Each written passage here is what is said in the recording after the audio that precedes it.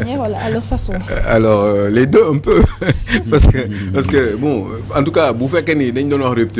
rupture bi am na au moins sax bon évidemment je charrie un peu. mais am na côté boo xam ne am na rupture parce que c'est d'une évidence que ni Assemblée nationale bii ñu gis tey jii nii le niveau est beaucoup plus élevé surtout du côté de l'opposition d'abord en termes de nombre mais aussi en termes de qualité donc ça fait qu'effectivement ceux qui sont dans l'opposition du ñu may ñi nekk ci nguur gi dara parce que dañuy dem di gëstu parce que ñu ci bari dañu am xam-xam maîtriser les finances publiques xam en général comment fonctionne un État et donc dañuy participer ci travail parlementaire en posant des questions en faisant certainement aussi des propositions donc ça fait que ni foofu côté boobu au moins on a remarqué une certaine rupture mais rupture bi du benn rupture que c'est plusieurs ruptures là mais en même temps aussi ça se comprend parce que tout simplement ñu bees ñoo ñëw te dañu xarañ te dañu ñëw pour xeex aussi pour wane aussi ñoom lu ñu bëgg am lu ñu war a mën a prouver parce que avant ça ne se passait pas comme ça ni mu daan demee mooy benn espèce u Assemblée nationale mécanique avec beaucoup de comment dire une grande majorité de députés yoo xam ne ils proviennent justement de l'exécutif ils sont sous la coupole donc du patron de l'exécutif donc de Macky Sall donc ce n'est plus le cas aujourd'hui nous avons une Assemblée nationale extrêmement équilibrée qui peut même basculer des fois par extraordinaire dans un sens plutôt craignant mooy sensu opposition bi parce que ça dépendra dans l'avenir li fi war a mën a xew yëpp ndax mën nañu voter mbir mi ñu majorité bi refuser yenn projets yi wala yenn propositions yi jóge ci députés yi parce que dafa am ay députés yoo xam ne ay non inscrits lañu ay députés yoo xam ne peut-être ils sont dans l'opposition aussi tel que Mimi dans le pouvoir tel que avec le pouvoir en tout cas tel que Mimi Touré bu ñu basculer d'un côté tout de suite ça peut faire la différence avant da nga daan dégg ñu ne la 165 députés lañ mais à chaque fois que les lois se votaient eh ben c'était pratiquement aux 3/4 des députés qui votaient plus de 100 députés ñooy voté mais léegi booy xool c'est entre 80 82 83 jusqu'à du yegg sax 90 députés donc ça veut dire que ça craint et c'est dangereux pour ceux qui gouvernent parce que peut-être mën nañ tiit ni un jour mën nañ teg dara gars yi teggi ko parce que tout simplement ils seraient surpris par une majorité qui proviendrait de l'opposition et qui rejetterait ces projets ou ces propositions de loi donc loolu moo tax ma ne bon foofu am na différence mais faudrait qu'on retienne une chose mooy tey jii am na beneen mbir bu ñu remarqué aussi mooy xasante bi am biir Assemblée nationale. surtout haine bi nga xam ne da nga koy sentir ci nit ñi. ci député yi d'un côté comme de l'autre ci opposition ci nguur gi parce que bon l'exemple c'est la dame là même si elle l'a fait d'une certaine manière mais gis nga ni xam nga mën nga am haine ba pare di reetaan. yaa ngi dégg am na ñoo xam dañuy am haine di ree am na ñoo xam dañuy am haine di mer am na ñoo xam ne dañuy neutre mais en même temps di garder seen haine parce que ils sont très cachotiers donc yooyu yëpp faisant ça fait que effectivement on peut se dire que ni c'est dangereux parce que ku nekk ngay wax sa morom lu nekk ku nekk nga xas sa morom booy jël kaaw ndaw soosu ma doon wax léegi xaw ma Ami Ndiaye machin ñibi ou xaw ma lan donc gis nga wax yi mu wax ci biir Assemblée nationale di si tudd ay sëriñ waaye man aussi daf may pousse ci sama xalaat ba may laajte quand on est dans une république par exemple est-ce que war nañu mën a def en tant que député de la République d'une Assemblée nationale républicaine est-ce que am nañu droit wax lu ñu neex. Très bien, c'est la question. Est-ce que war nañu mën a tudd ku nekk est-ce que ci respect war nañu mën a wax lépp lu ñu xalaat wala est-ce que même dans le respect il y a certaines choses qu'on n'aurait pas le droit de dire dans une république parce que dañu am suñuy sensibilité parce que dañu war a dafa am ñeneen ñoo xam ne aussi dañuy yor seeni sensibilité man sama sensibilité mun na peneen ma wax benn wax boo xam ne peut-être mun naa ne peut-être garaawul ki jàkkaarloog man ne da nga ko sentir ni da nga ko offensé parce que dafa am leneen lu jiitu moom toogaayam boobu foofu ci Assemblée nationale moom mooy ngëm-ngëmam donc yooyu yëpp faisant ça fait que ni day créer benn confusion entre quand on veut ci dafay jaxasoo parce que da nga naan mais ñun dañu bëgg une vraie république où on peut se permettre de tout dire mais dans le respect wala on doit se méfier parce que dañu war a tenir compte de certaines considérations socio-culturelles qu'est-ce qu'on fait awma réponse bi on pourrait en parler, on pourrait y réfléchir mais il faut ñu xam parce que on est dans une république en même temps des fois vous pouvez avoir un marabout un chef religieux bu nekk député à l'Assemblée nationale mais chef religieux boobu bu jógee taxaw biir assemblée ba wax keneen ñëw wax est-ce que keneen war na ko ban niveau la war a toll ci warmal ko wala est-ce que daf ko war a xoolee comme un député de la République autant que les autres wala est-ce que dafa war a sóoraale ni kii député la mais député exceptionnel la parce que tout simplement Mahaboul ce sont des questions que je pose à quel niveau on doit se méfier il me semble que Théodore Semedo voudrait intervenir. Pour moi l'Assemblée nationale doit être une tribune de débat d'idées et non une tribune d'insanité. Il faut que aussi que les députés ils se disent députés, c'est-à-dire représentants du peuple. Il doit avoir un respect envers les populations et poser le débat sur les sujets qui intéressent les populations. Absolument. À savoir le panier de la ménagère, la demande sociale, l'emploi, la question des infrastructures. C'est ça qu'on a besoin. Et non pas d'être là à s'insulter du matin au soir. Oui, li nga wax Macky Sall, li nga wax kenn li nga wax sama lii, ça ne nous intéresse pas. Nous, ce qui nous préoccupe, c'est notre devenir quotidien. Des lois sont là qui ne sont pas bonnes, qu'on doit enlever. C'est ça qu'on a besoin, c'est ça qu'on attend des députés. Mais non pas venir à l'Assemblée comme des je sais pas, yu nga xam ne ay les enfants même vous suivent, mais ils vous regardent, vous vous comportez comme des... Parfois même, je suis sidéré de voir certains députés, quand tu les entends parler, la faute aussi incombe aux partis politiques. Mbir yàlla, les partis politiques, parfois vous investissez des médiocres. Baal leen ma nag ci li may wax. Vous investissez des médiocres et cette médiocrité se répercute à l'Assemblée nationale où on a des marionnettes, des gens qui disent n'importe quoi, oubliant que les Sénégalais qui les regardent, ils doivent lui donner un respect. Mais Théo, il faudrait que tu retiennes une chose, ou qu'on le retienne même, ñun ñëpp, moom mooy c'est à l'image de notre pays. ñun lii mooy suñu réew. dañu am réew boo xam ne dañu indépendant depuis 1960. réew moobu dafa am ay lu ko téye li ko téye nii ba réew bi tollu ba fii. moo fi nekk ba tey. ñun ñoo mel nii ñun Théo ñun suñu melokaan la. loolu du li nga gis noonu biir assemblée nationale moo xew ci bureau yi moo xew ci administration yi moo xew ci biir kër yi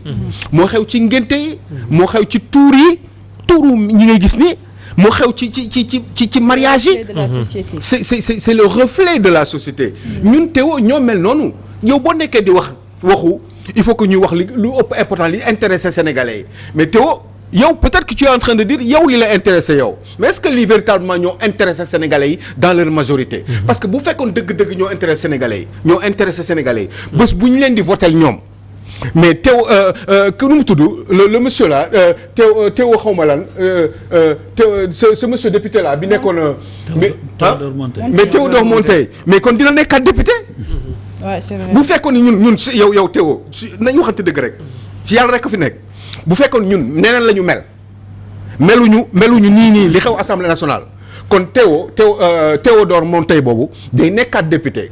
Théo nekkul député parce que tout simplement gisuñu ko comme député moom il ne le trouve pas bon ñoom à leurs yeux ñoom xam nga kan la ñu trouvé bon mooy Amina Ndiaye Djibi ak ñeneen ñi nga xam ne ñooy daagu biir assemblée nationale nekk ay député xaw ma Koumpentoum xaw ma ba ndëkk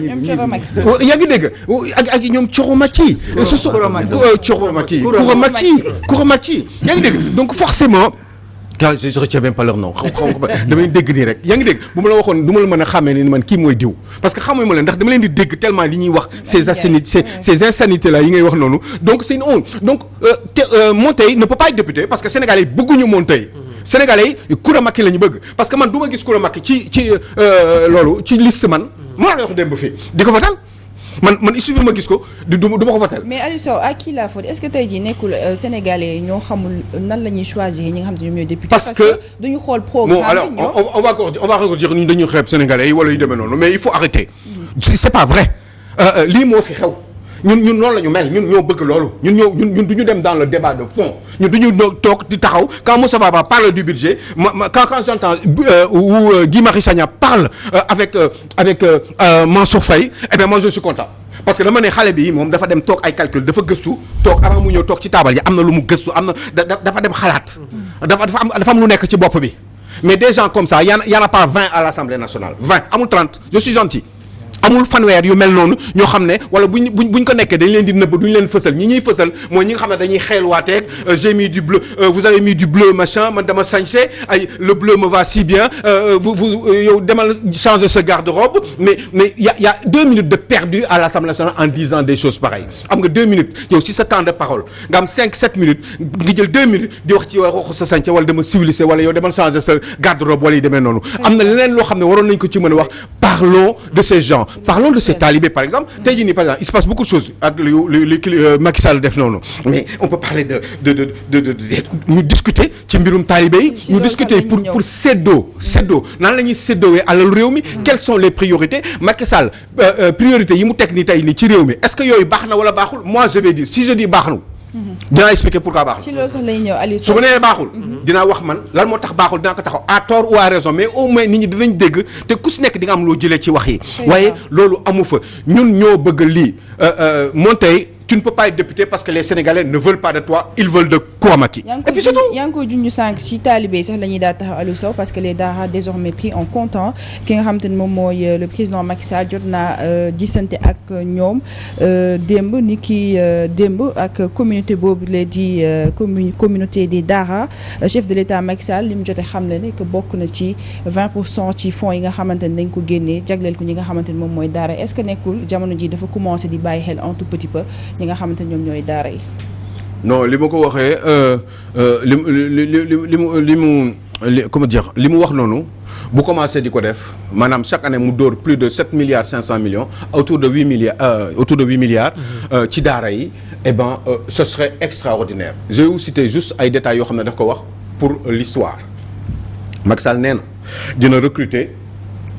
formation 685 prestataires de services pour les daara. nee na dina def 76 mètres coraniques pour les daara préscolaires pour sénégalais yi xam. ndax ëllëg ngeen dégg ko moo ko wax. nee na dina enrôler 600 daara pour enrôlement wu 600 daara. nee na pour un budget de pratiquement presque 7 milliards. non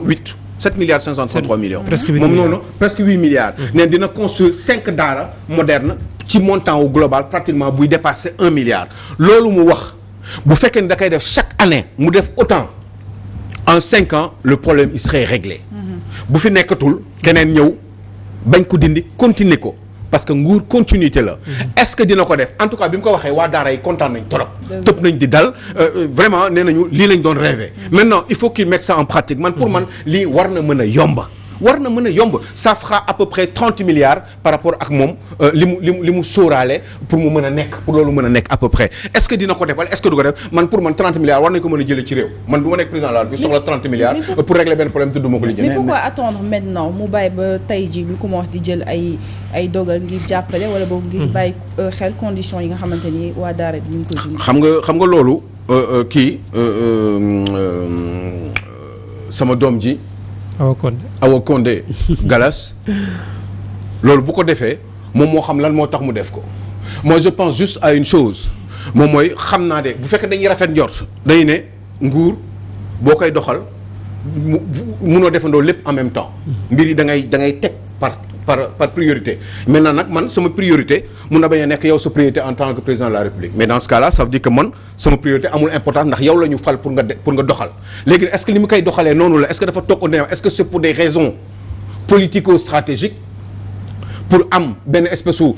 sympathie ci waa daara yi comme ni ñu kontaanee démb wala est-ce que dëgg-dëgg dafa bëgg a def ay changements et pourquoi mu xaar ba moment bii nii di ko doog a def est-ce que mu jël yenn décisions yi di dajeek ñoom est-ce que c'est parce que par rapport à son calendrier là ça serait bizarre parce que at ak genn wàll moo des ci mbir mi mais bu fekkee ni mën na ko def ba commencer ko même bu fi nekkatul sax moom en tant que président de la République mën na continuer mbir mi mën na keneen kii ñëw mën na ko continuer li am solo xam nga mooy lan mooy lii ñu wax ni c'est hyper important daara dañ ko war a réformer te am dama dégg nit ne réforme amul mais réforme dina am jàngale bi façon même éducation nationale dañuy façon jàngale bi dañ koy changer. toogaay bi dañ koy jaay béréb bi ñuy toog. man par exemple yalwaan dañ ko war a arrêter. man pour man xale waru dem taalibe muy xale buy dem école muy xale buy dem alxuraan école tubaab bi wala école arabe bi man xale yooyu kenn waru leen kiiloo boo juree sa doom am na minimum boo xam ne da nga ko si war a def comme effort li si des ci wàllum weccit li si des état bi complété ko parce que état moo war a dimbali ay doomam ndax bu ñu màggee mën a jëriñ réew mi donc état bi dafa war a investir dessus ñi nekk ci daara yi ñu dugal leen ci ay école ñuy dem di jàng daara mais jàng daara kese du jàng daara am mën a lire wala wàcc alxuraan bu fekkee ne li ngay jàng arabe la jàng il faut nga jàng nga nekk un électromécanicien même bu fekkee ne en arabe nga koy jàng l'essentiel mooy pratique bi nga mën ko def il faut nga nekk un ingénieur agricole un ingénieur yooyu nga nekk wala sax nga nekk président de la république bu mais am na dëkk yoo xam ne arabe lañ fay làkk donc pourquoi loolu warul mën a nekk ce que je ne veux pas kay mooy ñu ne jàng daara boo wàccee alxuraan rek mokkal nga non mais après xam-xam bi ngay wuti pour sa liggéey mën nga ko jàngee en arabe mën na yóbbu ay formation ci yenn dëkk yi comme ay Qatar wala ñuy wax waxu Qatar wala ay Arabie Saoudite wala yenn dëkk yi comme ay Oman pour nga wut def ay formation boo dellu see amal njëriñ sa réew loolu yëpp mën na nekk mais li may bañ kay mooy ñu ne léegi diw am na diplôme arabe am wala am na maîtrise en arabe wala master je sais pas quoi en arabe te affaire boobu mu dem si c'est pour dem rek nekk jàngalekat ça sert à rien parce que prof français yi bari nañ fi mais xam ngeen ne amuñu njëriñ dëkk ku koy defar du professeur am na assistance pour làkk tubaab bi wala làkk bi mais pour liggéey bi dëgg-dëgg il nous faut des ingénieurs il nous faut il nous faut ay nit ay ñoo xam ne dañu mën a liggéeyal seen réew li surtout ci ay domaines yi nga xam ne moom mooy développer réew comme domaine du pétrole mais pourquoi un arabisant ne serait pas ingénieur en pétrole effectivement pourquoi loolu mënul nekk mais pourquoi kuy jàng tubaab bi rek moo war a nekk ingénieur ci ay mécanique wala aéronautique mais mun nga jàng daara ba nekk ingénieur aéronautique mun nga jàng daara yow war a mën a nekk un pilote d'avion est-ce que di ngeen mës a gis tey yéen ni ku jàngale daara ku jàng daara màgg après dem école d'ingénieur wala dem école de l'air wala nekk pilote de ligne pourquoi loolu warul nekk pourtant loolu amul français rek ngay mën a jàng pour mën a nekk pilote de ligne waaw pilote arabe bi nag pilote saoudien boobu moom lan la jàng moom déggul français mi ngi noonu en général sax beneen làkk bi muy dégg bu dee beneen làkk étranger la anglais lay doon donc pourquoi pas nekk pilote nekk ay xam nga yooyu quoi di dawal ay bateau nekk xam-xam nekk ay spécialiste ci wàllum mbay xam nga li ñu war a lekk ay yu kenn xam mais man li may bañ kay man leeral ko Awa Condé moom mooy jàng naa daara am naa diplôme daara nekk naa am naa master ma yem foofu je veux des ay écoles yu nekk ay ñu jóge ci daara nekk ay ingénieur nekk ay spécialiste nekk ay jàngalekat nekk ay chercheur nekk ay bagages comme en Arabie Saoudite boo demee wala nga dem Qatar lañ lay fay lakk amuñu ay ingénieur pilote Qatar yi kan moo leen di dawal seen avion yi du ñoom waa dëkk ba la est-ce que ñoom dégg nañu français donc ce n'est pas la langue qui pose problème il faut qu'on arrête làkk am naa diplôme arabe foofu laa yem jàngalekat lay doon loolu warul continuer. il faut tamit nekkul tamit ci problème contenu bi kon ci problème contenu bi. mais oui parce que on fait pas des efforts xam boo jàngee tey ba am bac S mais pourquoi kii ku nekk daara. mënul am bac S mais ba pare muy làkk arabe après moom mu dem polytechnique. après mu nekk ingénieur wala après mu nekk colonel de l'armée. très bien. wala mu nekk école militaire wala je sais pas moi pourquoi boo jàngee arabe rek yow ci diplôme bi ngay yem pare nga ci pourquoi boo jàngee français ngay nekk leneen moi j'ai un souci parce que lii du guléet 2014 ba léegi agité nañ fi programme de modernisation des daara def nañ fi carte d'identification des daara te marché mendicité bi bu ñu ko évaluer ça se chiffre à 5 milliards aujourd'hui loolu yëpp dafa am tey peut-être que ni ñu jógee ci élection yi aussi gis nañ ne li nga xam ne arabisants yi mere woon nguur gi loolu yëpp est-ce que nekkul une stratégie politique à perspective de 2024 yàgg nañ dégg sëriñ daara yi amul benn résultat léegi li ñuy xaar mooy la pratique te ñu ngi nii Limamoulaye juróom benn milliard mënuñu ko defar est-ce que 30 milliards yooyu ñu dig ñii dinañ ko def loolu ce sont des questionnements ñun nag lu ñu bëgg tey mooy pratique loolu la ñuy xaar gis nga Théo gis nga mendicité ci xoolal moo tax xoolal yenn dëkk yi kenn du fa yalwaan yenn dëkk yi kenn du fa yalwaan xam nga affaire wu ngëm bi moo sonal gars yi ba gars yi di bëgg wala peut-être péché yi ñuy def ñuy bëgg rattrapé wu par la mendicité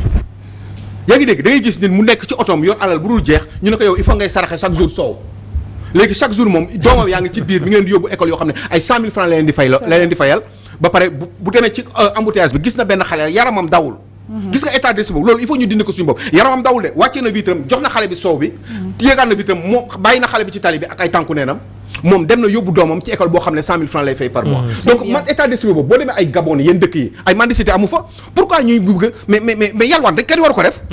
yalwaan kenn waru ko def ñëpp la ñu war a dimbali état bu fekkee ne état nation la ñu am ñun ñoo war a dimbali suñuy doom te dañu war a jëlee xaalis bi par force ci béréb yi ñu ko war a jëlee ñii di gagner beaucoup d'argent wala ñu leen di defal ay exonération fiscale man foofu laay jëlee xaalis bi ñëw indi ko tegal leen ko jox ko ñi ma ko war a jox ba pare di leen surveiller pour xale yi màgg bañ a nekk wuyu en tout cas qu'on a ne le moins possible ba bu ñu xale yi màggee mu doon ay investissement mën a jëriñ réew mi loolu mooy dëgg waaye yalwaan xale yor pot te dérangé wul kenn nga yor say oto di taxaw ci embouteillage yi loolu kenn waru ko nangu Djibril Niang il faut qu'on arrête daara li ñu war a njëkk a def mooy nañu ne man man ne xaw ma mais man su ma ko mënoon man